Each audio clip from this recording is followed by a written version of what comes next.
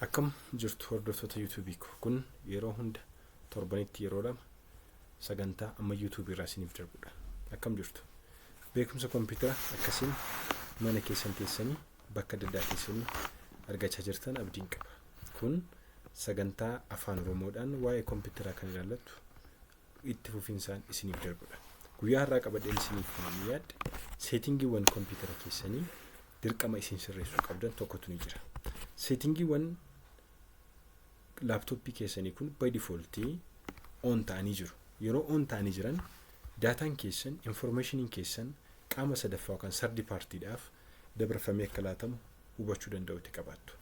Kanaaf daataan keessan qaamni sadaffaan akka argan kompuuterri keessan illee chaarjii akka hin fidneef seetingii isin ofirraa cufuu qabdan isinitti nan agarsiisa. Mee walumaan haa ilaallu. Akkuma asirraa argaa jirtan bakka search jettu kanatti seetingii jettanii seentu. Seetingii jettanii erga seentanii booda bakka kanatti seetingii kan jedhu isiniif dhufa. Sanaa booda erga kanatti cuqaastanii booda bakka kanarratti bakka kana dhuftanii privacy and security kan jedhu kun jira.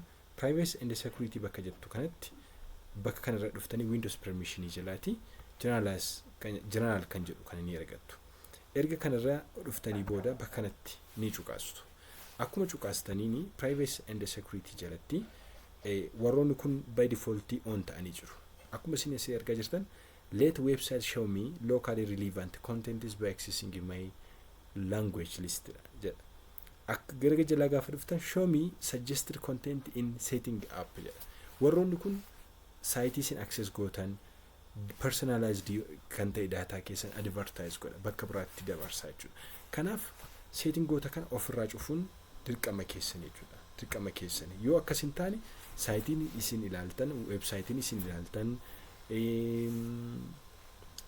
applicationiin keessan adda addaa, informationiin daataa keessan adda addaa qaamni sadaffaan bifa salphaa ta'eetiin daawwachuu yookaan ilaaluu ni danda'a jechuudha. Seetingii inni jalqabaa isa kanadha.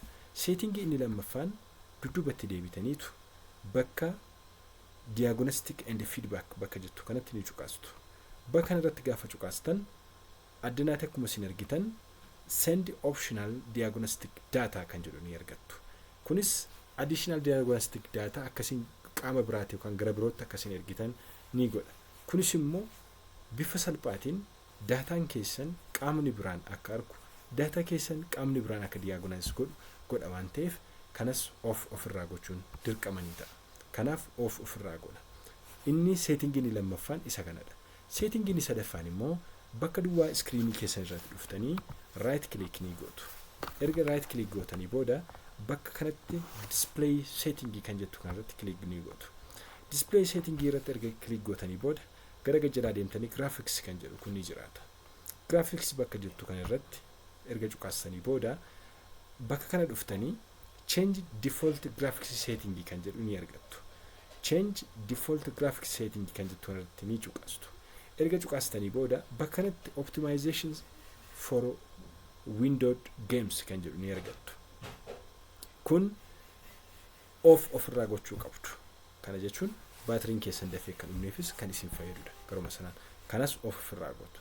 Seetingiiwwan kan sadan gaafa ofirraa xumurtan almost all kompuuterri keessan nagaa fi akkasumas illee daataan keessan qaama sadaffaatiif darbamee yookaan immoo laatamaa kan jirre confident ni taatu.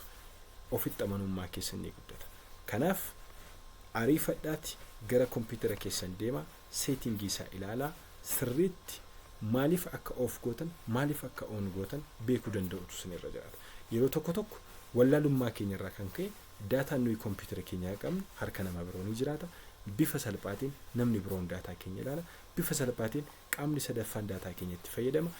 Websaayitii nuyi access gochaa oollu, daataa nuyi laaptooppii keenyarraa qabnu, appilikeeshinii nuyi launch goonu hunda isaallee bifa salphaatiin namni ilaaluu danda'a. Local contentiin keenya adda addaallee tuulotawwan adda addaa nuyi qabnullee ilaaluu ni danda'u jechuudha. Kanaaf ariifadhaati seetingootan amma sitti agarsiise akkuma sitti agarsiise bakka kanarraa off gochuu danda'uuti qabaattu.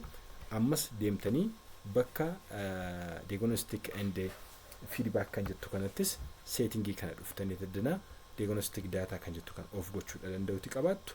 Akkasumas illee bakka kana dhuftanii bakka an amma isinitti agarsiise kana dhuftanii bakka kana dhuftanii graphics bakka jettu kanatti bakka graphics jettu kanatti bakka kanatti dhuftanii graphic setting keessan of gochuu danda'utti qabaatu.